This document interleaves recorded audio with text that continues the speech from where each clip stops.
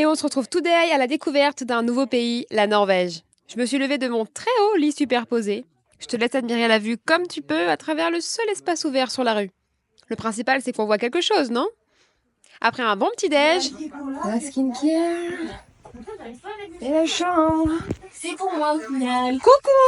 Coucou.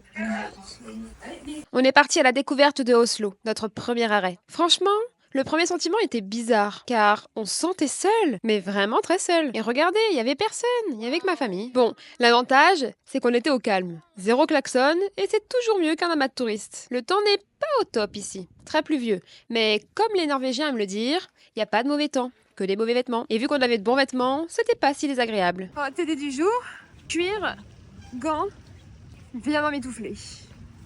On s'est ensuite arrêté pour manger une tchatchouka. Oui, je crois que je suis restée au Maroc en fait. Bon, elle était vraiment pas top, j'aurais dû goûter un poisson norvégien finalement. Mais au moins la vue était sympa. On s'est ensuite dirigé vers le port, ou plutôt couru car on était en retard, pour faire un tour en bateau sur le fjord et en apprendre plus sur l'histoire de la Norvège, mais surtout de cette capitale, à la découverte des petites îles remplies de maisons colorées non loin d'Oslo. Et regardez-moi ce boat.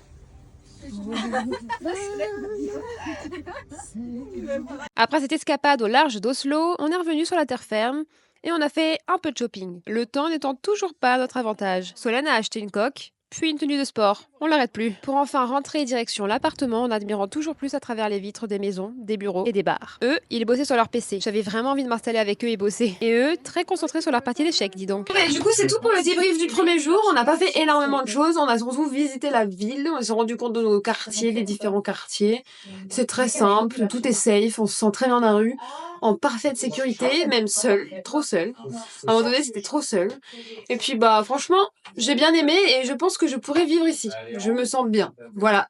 Bisous!